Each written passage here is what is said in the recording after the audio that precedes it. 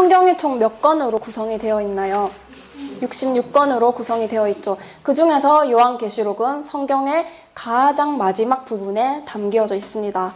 성경의 가장 마지막에 있기 때문에 하나님께서 창세기를 통해서 시작한 모든 구원의 역사를 이제 어떻게 마무리 지으실 건가 하시는 눈으로 이 계시록을 우리가 살펴보아야 되겠습니다.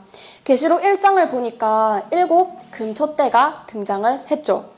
7 금초대의 출현으로 계시록이 시작을 하고 또 지난 시간에 2장, 3장을 우리가 보았습니다. 2장, 3장에 7 교회에게 편지를 하는 내용으로 왜 편지를 했던가요?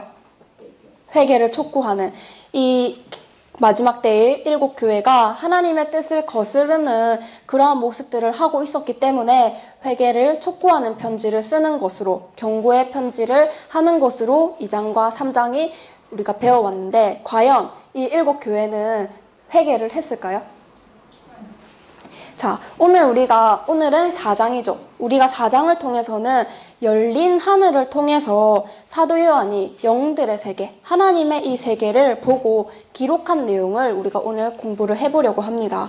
모두가 그토록 보고 싶어하던 천국의 모습을 오늘 이 시간 보여줄 테니까 두 눈 동그랗게 뜨고 귀를 활짝 열어서 잘 들어보시기를 바랍니다. 우리가 성경을 통해서 늘 구속사적인 맥을 강조를 해왔습니다. 우리는 요한계시록이 어려워, 요한계시록만 어려워 이렇게 말을 한다고 그랬죠. 그러나 계시록에 있는 내용은 계시록에 와서 처음 등장했던가요? 우리가 배웠던 7 등불 이런 것들이 아니죠.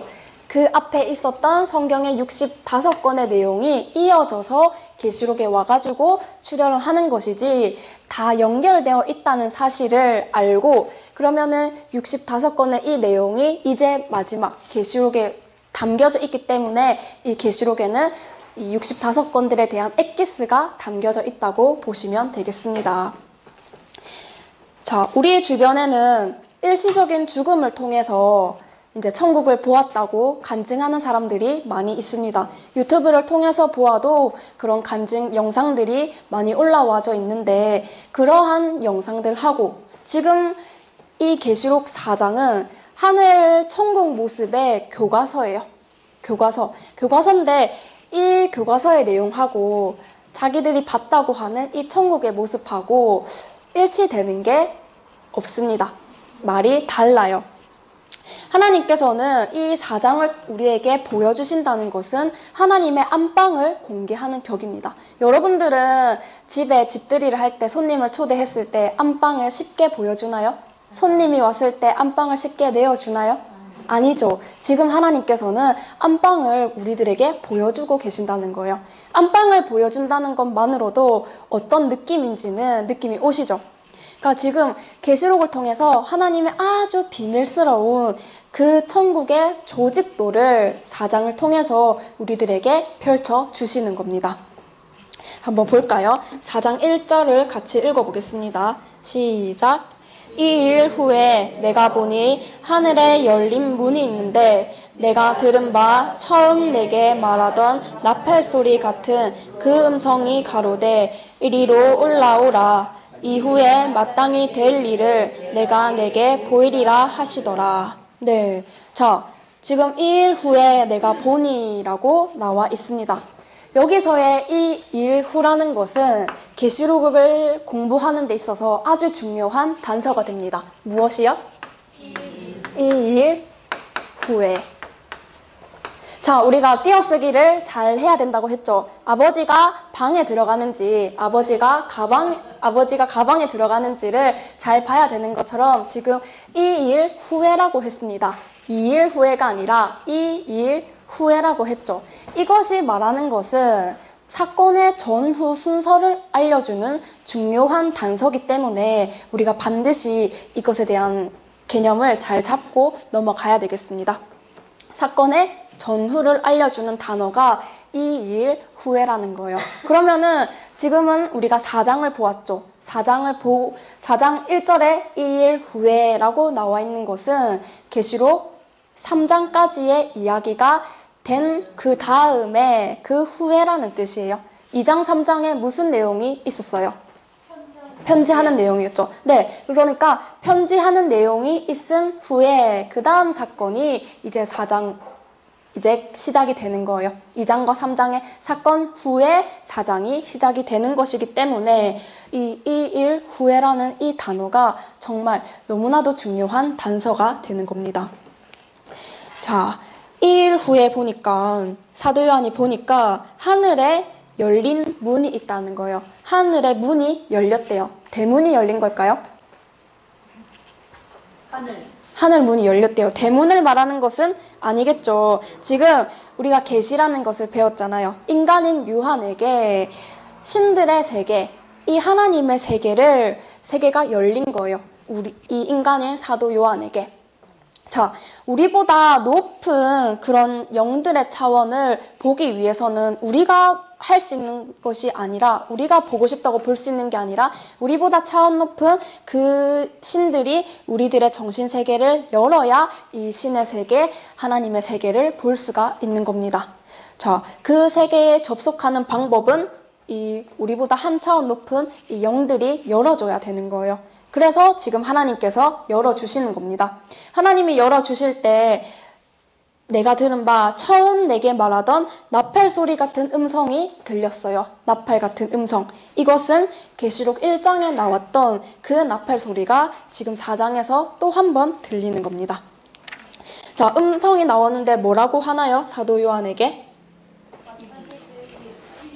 네, 이리로 올라오라. 어디로요? 이리로. 자, 이리로 올라오라라고 했습니다. 2절을 한번 읽어볼까요? 시작. 내가 곧 성령에 감동하였더니 오라 하늘에 모자를 들었고 그 모자에 아저씨가 있는데. 네, 자, 이리로 올라오라 하는 음성이 났어요. 그 다음에 2절을 보니까 어떻게 했어요? 자, 이리로 올라오라 하면은 어떻게 해야 돼요? 올라가야 되죠. 그런데 올라왔더니 라는 표현이 없고 2절에 뭐라고 적혀 있습니까? 네, 성령에 감동하였더니 라고 되어 있습니다. 이리로 올라오라 라고 하니까 성령에 감동하였더니 라고 되어 있죠.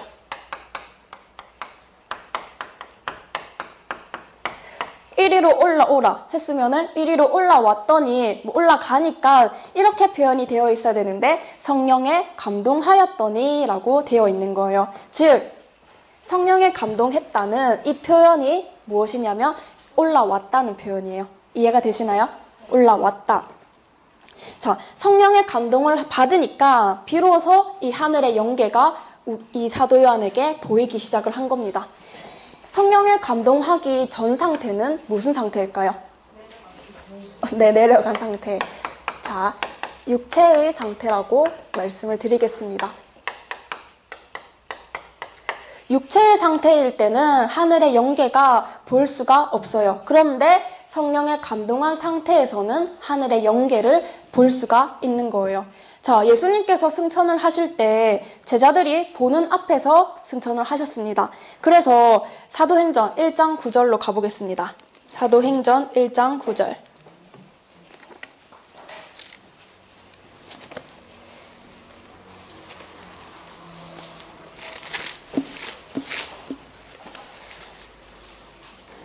사도행전 1장 9절.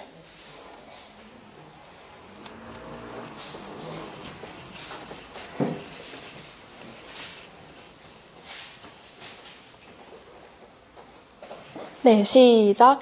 이 말씀을 마치시고 저희 보는 데서 올리워 가시니 구름이 저를 가리워 보이지 않게 하더라. 네, 예수님께서 승천을 하실 때 제자들이 보는 앞에서 올라갔어요. 그랬을 때 제자들이 예수님께서 승천하시는 모습을 좀 더 자세히 보려고 했더니 구름이 내려와서 가리워가지고 보지를 못했던 거예요. 뭐가 와서?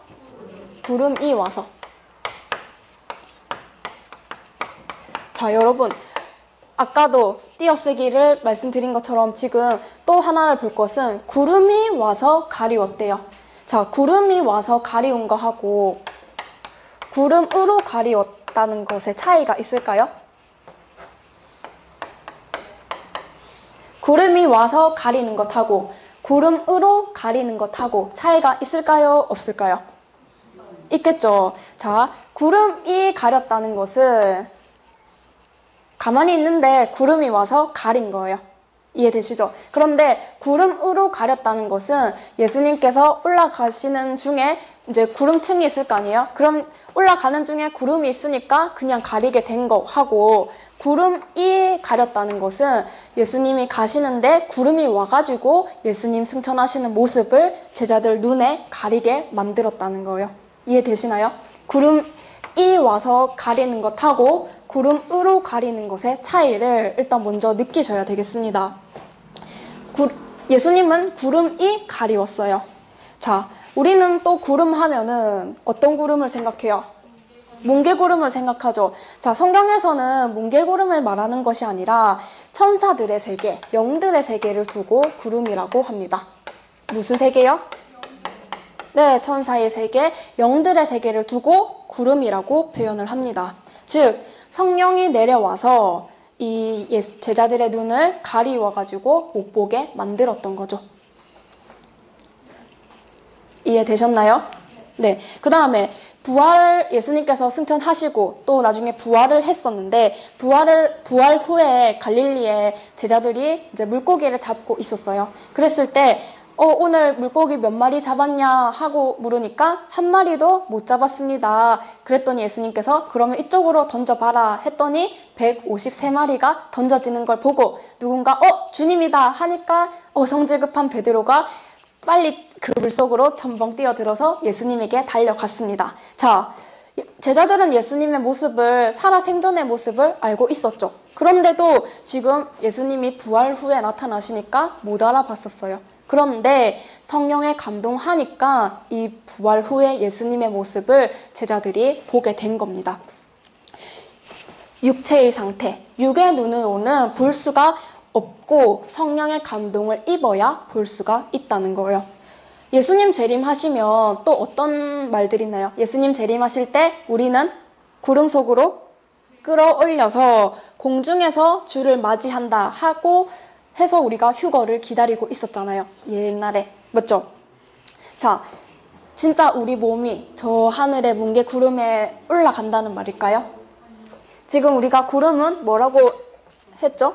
천사들의 세계를 구름이라고 하는 거예요. 즉, 육체가 올라가는 것이 아니라 우리들의 정신적인 차원이 업그레이드 돼서 이 영의 세계로 함께 간다는 겁니다.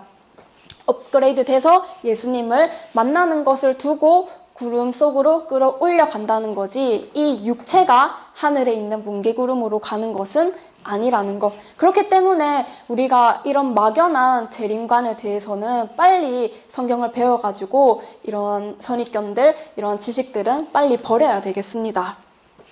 자, 어떤 상태가 되어야 되겠습니까? 성령에 감동된 상태가 되어야 되겠죠.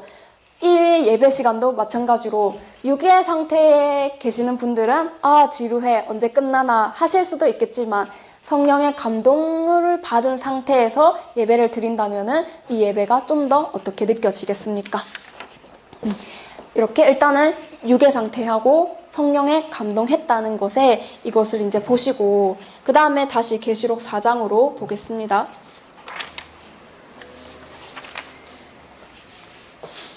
계시록 4장 2절에 내가 곧 성령에 감동하였더니 보라, 하늘에 보좌를 베풀었고 그 보좌 위에 앉으신 이가 있는데 라고 하고 있죠.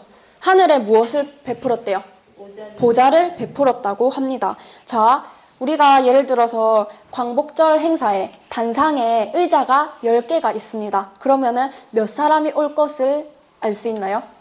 10사람이 올 것을 알 수 있죠. 마찬가지로 지금 하늘에 보좌를 베풀었어요. 그런데 잘 보시면 하늘에 있는 보좌에는 대통령의 자리나 장관의 자리는 없습니다. 자, 우리가 이런 국가적인 행사를 할 때 자리를 보면은 이 사람의 서열이 어느쯤이겠구나 하고 알 수 있죠.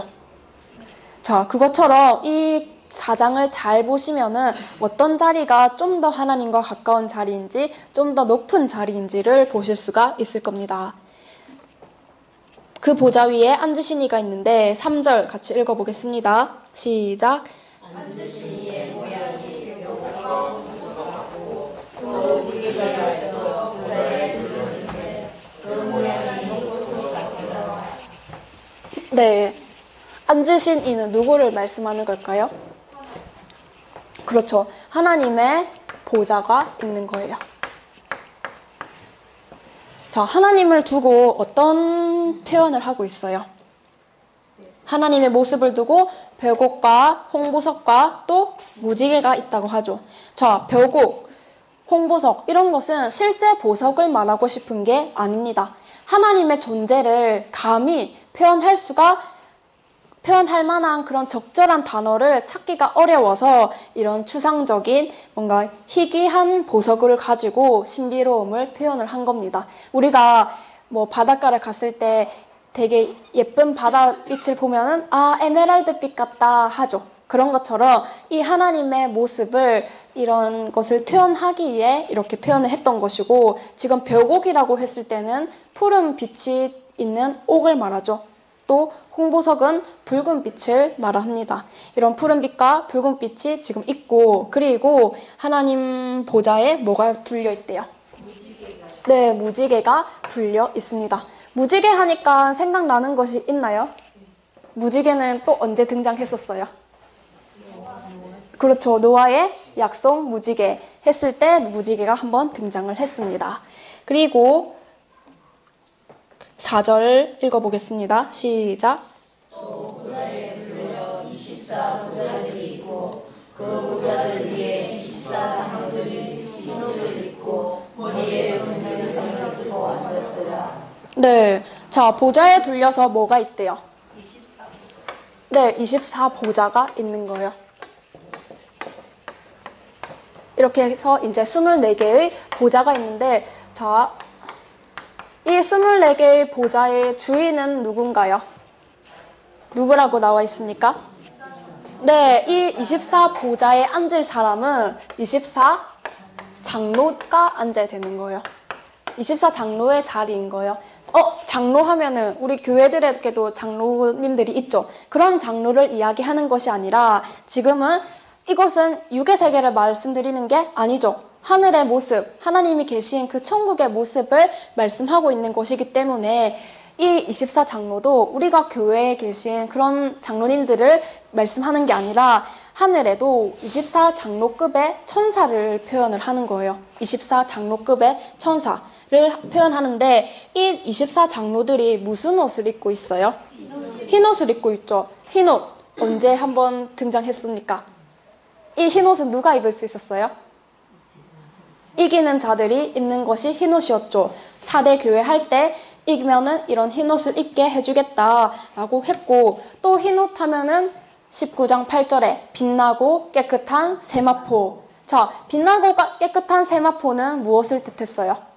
성도들의 옳은 행실을 말씀하고 있었죠. 그리고 이 24장로들은 흰 옷을 입고 머리에는 금 면류관을 쓰고 있어요. 자, 면류관은 어떤 사람들이 쓰는 건가요? 그렇죠. 자, 그렇게 이제 쓰고 있고, 그 다음에 5절도 보겠습니다. 시작. 보좌로부터 무게와 무슨가 있으시나고 보좌 앞에 일곱 큰 것이 있으니 이는 하나님의 일곱이라. 네, 보좌로부터 무엇이 나온다고요? 번개와 음성, 네, 내성이 나온대요. 이것은 하나님의 말씀하시는 모습을 표현을 하는 건데, 우리가 잘못을 해서 어른들에게 혼나면은 뭐 벼락과 같은 호통이 떨어진다라고 표현할 때가 있죠. 그런 것처럼 지금 그러한 모습을 말씀을 드리고 있는 것이고, 또 보좌 앞에 무슨 등불? 7 등불 켠 것이 있다는 거예요. 이 7 등불이 말하고 싶은 것은 7 등불을 말하고 싶은 건가요? 7 영을 말씀하는 것이죠. 7 영. 자, 그 다음에 6절도 보겠습니다. 시작. 보좌 앞에 수정과 같은 유리바다가 있고 보좌 가운데와 보좌 주위에 4 생물들이 있는데 앞뒤에 눈이 가득하더라. 자, 보좌 앞에 또 뭐가 있대요? 그 전에 유리 바다가 있대요. 자, 유리 바다는 어떤 특성을 가지고 있습니까? 맑은 물을 뜻하죠. 유리, 투명한 것을 말씀을 하죠. 그리고 물은 성경에서 무엇을 뜻합니까? 말씀을 뜻하죠. 즉, 이 맑은 물은 하나님의 진리의 말씀을 두고 유리바다다라고 표현을 하는 거예요. 자, 그리고 또 보좌 가운데와 보좌 주위에 네 생물이 있다는 겁니다. 네 생물 주위로는 무엇이 가득하대요? 눈들이 가득하다고 합니다. 그 다음 절 한번 읽어볼까요? 7절 시작. 그 첫째 생물은 사자같고 그 둘째 생물은 송아지같고 그 셋째 생물은 우리 사람같고 그 넷째 생물은 날아가는 독수리 같은데. 네, 자, 이 네 생물에 대해서 하나는 사자 같고, 그 다음에 또 하나는 송아지 같고, 또 하나는 사람과 사람 같고, 그 다음 하나는 독수리 같다고 했어요. 자, 그리고 8절 시작.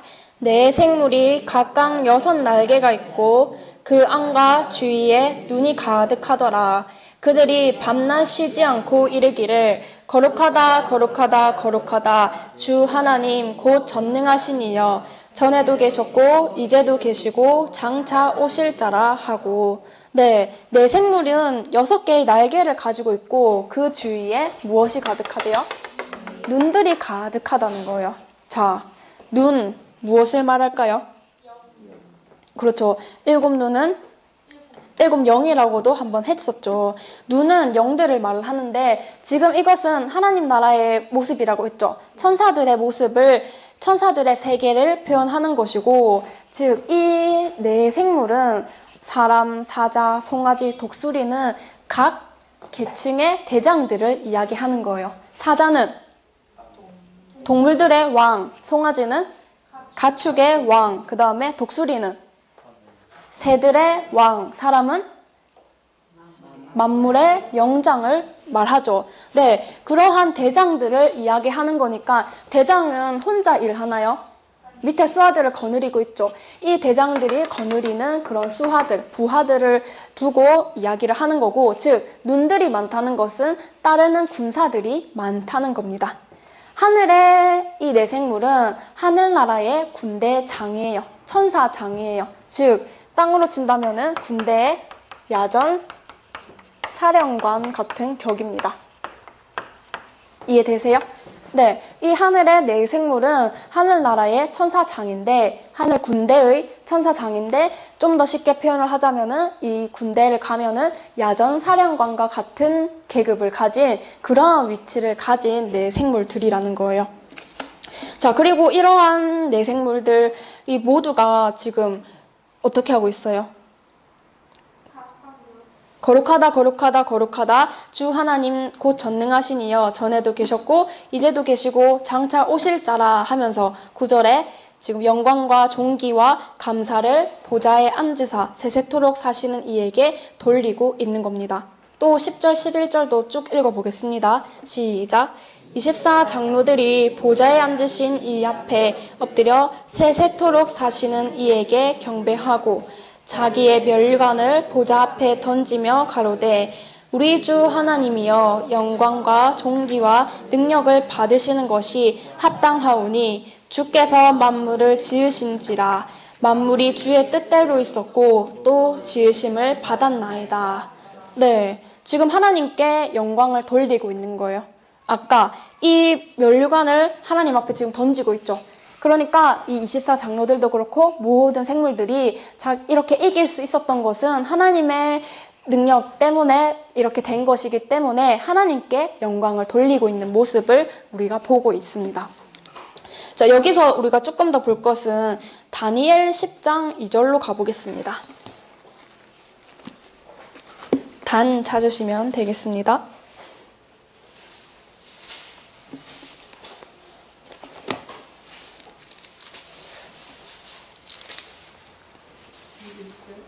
다니엘 10장 2절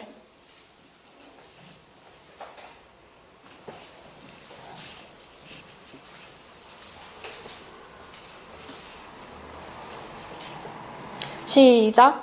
그때에 나 다니엘이 새 이래 동안을 슬퍼하며. 네, 지금 여기 보면은 이거 10장을 읽어보시면 다니엘이 새 이래 동안, 새 이래라는 것은 21일을 말을 해요. 이 21일 동안 식음을 전폐하며 하나님께 기도를 합니다. 자, 하나님께 기도를 하는 이 모습을 가지고 또 오늘날의 교회들에서는 다니엘의 기도 이러면서 이제 금식 기도를 또 행사를 개최하고 있는데, 자, 지금 다니엘이 기도를 하고 있어요. 21일간 기도를 했더니 12절과 14절을 보겠습니다. 12절에서 14절을 함께 읽어볼까요? 시작. 그가 내게 이르되 다니엘아 두려워하지 말라. 내가 깨달으려 하여 내 하나님 앞에 스스로 겸비케 하기로 결심하던 첫날부터 내 말이 들으신 바 되었으므로 내가 내 말로 인하여 왔느니라. 그런데 바사국 군이 21일 동안 나를 막았으므로 내가 거기 바사국 왕들과 함께 머물러 있더니 군장 중에 하나 미가엘이 와서 나를 도와주므로 내가 말일에 내 백성에 당할 일을 내게 깨닫게 하러 왔노라. 대저 이 이상은 오랜 후의 일이니라. 네. 자, 다니엘이 기도를 했어요. 기도를 하면은 응답이 내려와야 되잖아요. 그 응답을 하나님께서 바로 직통으로 주시는 게 아니라 천사를 통해서 응답을 전해주시는 겁니다. 천사가 하나님의 응답을 받아가지고 다니엘에게 전해주러 지금 가고 있는데 이 과정에서 사단이 개입을 한 거예요. 기도의 응답이 다니엘에게 전달이 되어야 되는데 전달되지 못하도록 사단이 개입해가지고 나타나는 거예요. 사단의 군대가 나타나서 이 천사를 지금 억류하고 있습니다. 바사국이라고 했죠. 바사국. 그 당시에 이방 나라 페르시아 제국을 말을 하는데 즉 사단의 군대를 상징하는 거예요.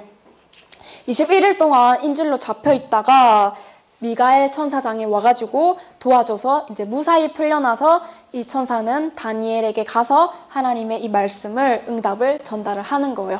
이렇게 천사들의 세계도 치열한 전쟁을 벌이고 있다는 것을 말씀을 드리고 싶습니다. 우리가 지금 천사들의 세계를 우리가 보고 있죠. 이런 것처럼 천사들의 세계는 우리가 잘 몰랐잖아요. 몰랐었는데 이러한 천사들의 세계를 다니엘 10장을 통해서도 열심히 전쟁을 하고 있구나 그런 것도 보시고 또 기도는 하나님이 바로 응답해 주시는 것이 아니라 계시록 나중에 8장 3절을 가보셔도 우리의 기도를 천사가 들고 하나님께 전해드리는 거예요. 그러니까 천사는 중간에서 어떻게 하는 거예요? 그렇죠. 중간다리 역할을 하는 거죠. 하나님께 우리의 기도를 전해주기도 하고 또 응답을 우리에게 전달해주기도 하고 그런 역할들을 천사가 하고 있습니다. 이 영들의 세계, 천국의 모습이 조금 눈에 보이십니까? 외울 수 있겠죠? 외울 수 있겠죠? 1장에서 우리가 여기서 지금 24보좌가 나왔어요. 또 7영도 나왔어요. 7영은 언제 처음 등장했습니까? 계시록 1장을 시작할 때부터 등장을 했었죠. 1장에서 이 7영을 말씀을 드릴 때 7영을 상징수라고 그랬습니까?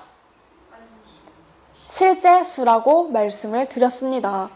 자, 7영이 실제 수였던 것처럼 이 계시록 4장에 나오는 하늘보좌 구성도에서도 다 24보좌도 우리가 상징수일지 실제 수일지 한번 맞춰서 우리가 보자는 거예요. 그리고 또 볼 것은 하늘의 모습을 다 본 사람이 있었습니다.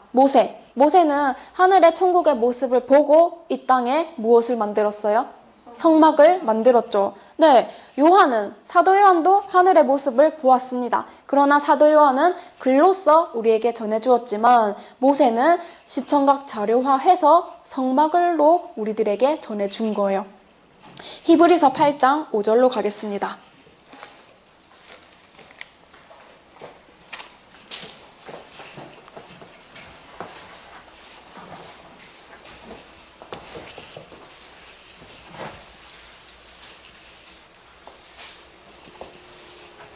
히브리서 8장 5절 시작. 저희가 섬기는 것은 하늘에 있는 것의 모형과 그림자라. 모세가 장막을 지으려 할 때에 지시하심을 얻은과 같으니 가라사대 삼가 모든 것을 산에서 내게 보이던 본을 쫓아 지으시라 하셨느니라. 네. 자, 모세가 섬기기 위해서 만든 이 성막은 어디에 있는 것? 하늘에 있는 거예요. 하늘에 있는 것에 그렇죠. 모형과 그림자였습니다. 성막이. 성막은 하늘에 있는 것의 모양과 그림자였는데 이 하늘에 있으니까 우리가 쉽게 볼 수가 없잖아요. 사람들이. 그러니까는 그것을 이 땅에서 사람들이 그래도 좀 볼 수 있도록 만든 것이 이 땅의 성막이에요. 자, 이 성막의 그림을 한번 그려보겠습니다. 성막은 무엇과 무엇으로 나뉘어져 있죠? 성소와 그렇죠. 지성소로 나뉘어져 있죠. 성소에 들어가기 전에 무엇이 있었어요? 번제단도 있고 물두멍도 있었죠. 그 다음에 성소 안에는 7 금초대가 있고 여기에는 12 떡상이 있었어요. 기억나시나요? 그 다음에 지성소에 들어가면은 중요한 하나님의 언약궤가 있고 그 언약궤 중간에는 하나님의 보좌를 뜻하는 속죄소가 있어요. 그리고 그 속죄소 주변으로 영광의 그룹들이 둘러싸 있고 이 언약궤 안에는 만나 항아리, 그 다음에 아론의 쌍난 지팡이, 그 다음에 돌비석 2개가 이 언약궤 안에 들어가 있습니다. 자, 여기서 봤을 때 이것은 모세가 이제 땅에 시청각 자료로 만든 거고 이것은 하늘의 진짜 모습이잖아요. 자, 우리가 방금 그렸던 이 7 영을 보고 모세는 어떻게 표현을 했을까요? 그렇죠. 7 금초대로 표현을 한 겁니다. 자, 하늘에 7 영이 있기 때문에 이것을 7 영을 그대로 표현 어떻게 할까 하다가 모세는 7 금초대라는 것으로 표현을 했고 또 하늘에 유리바다가 있어요. 이 유리바다는 성막의 구조 중에서 무엇이랑 좀 매치가 될 것 같아요? 그렇죠. 물두멍하고 유리바다하고 매치가 되는 겁니다. 그 다음에 여기에는 하나님의 보좌인 속죄소가 있죠. 이 속죄소는 진짜 하나님의 보좌를 상징해서 속죄소로 했고 또 속죄소 옆에 영광의 그룹들이 있습니다. 이것은 무엇을 뜻할까요? 네. 하나님 보좌 주변에 둘러싸여 있는 이 24 장로 보좌, 장로들의 이 표현을 이렇게 영광의 그룹으로 표현을 했습니다. 좀 연결이 되시나요? 성막하고 이 하늘의 조직 구성도 하고 매치를 잘 시켜보아야 되겠습니다. 이렇게 구성을 하는데 이러한 구성은 단지 상징이나 환상을 의미하는 게 아니라 실제 천국의 모습을 보여주는 거예요. 조직의 편체를 보여주는 겁니다. 우리나라는 대통령이 있고 그 밑에 무엇이 있어요? 대통령이 있으면 우리나라의 조직 질서, 조직 체계를 보면은 대통령 밑에 15부 2처로 구성이 되어 있습니다. 자, 대통령 밑에 15부 2처가 그런 구성이 되어져 있는데 이게 비유로 해놓은 건가요? 아니죠. 실제의 모습을 가지고 실제 그 숫자를 말을 하는 거죠. 그것처럼 이 하나님 나라의 이 조직 구성도도 비유가 아니라 조직 구성도를 표현하는 거기 때문에 실제 수를 가지고 표현을 한다는 거예요. 마태복음 26장 53절로 한번 보겠습니다.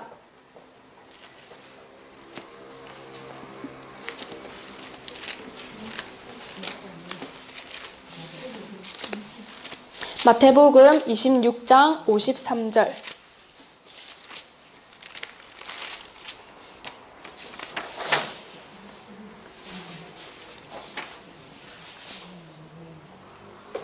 네, 여기를 보시면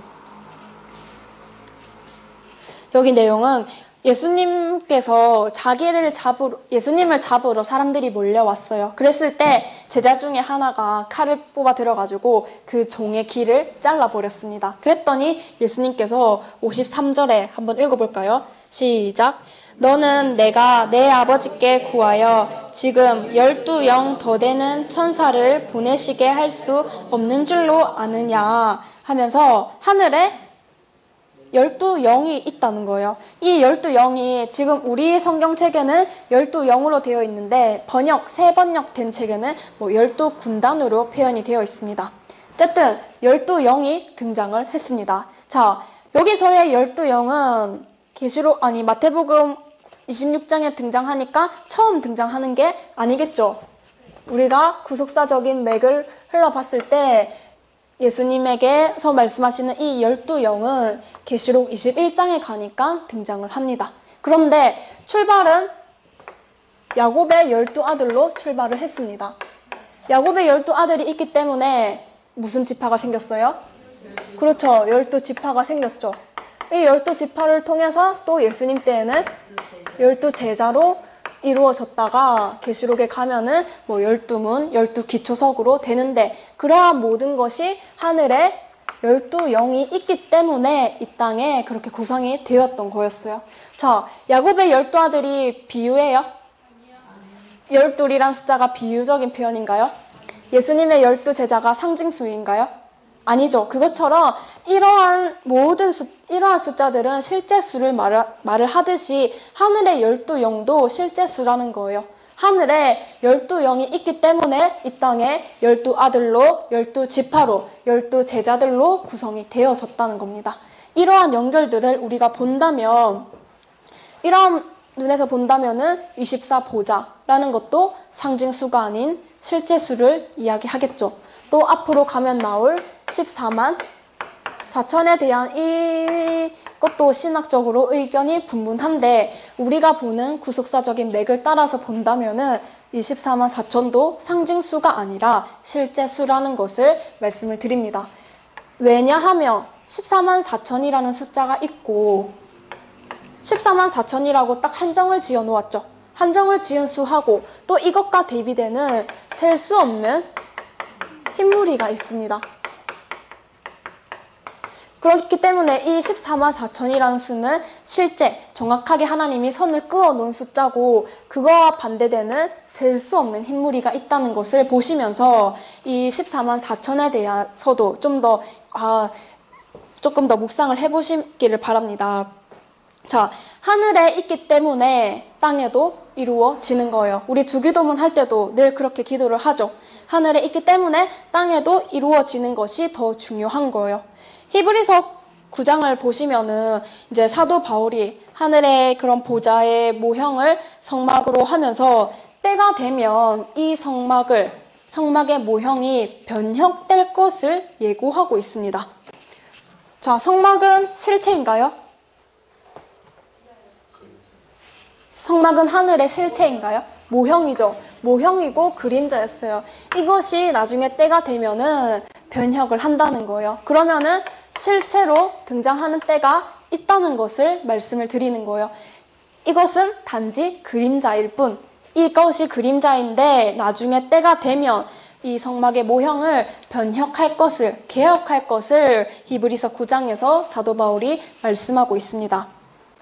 자, 히브리서 9장을 한번 보면은 좋겠죠? 히브리서 9장 9절에서 10절.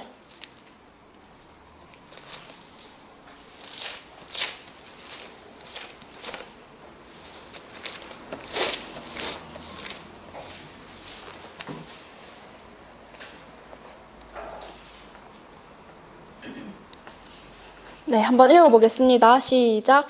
이 장막은 현재까지의 비유니 이에 의지하여 드리는 예물과 제사가 섬기는 자로 그 양심상으로 온전케 할 수 없나니 이런 것을 먹고 마시는 것과 여러 가지 씻는 것과 함께 육체의 예법만 되어 개혁할 때까지 맡겨둔 것이니라. 네.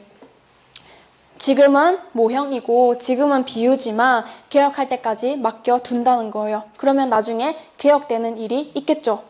자, 성전을 말씀을 드릴 때 성전은 건물을 말씀드리는 게 아니라고 했습니다. 성전은 건물이 아니라 사람의 성전, 우리 마음의 심령의 성전을 말씀을 드린다고 했었죠.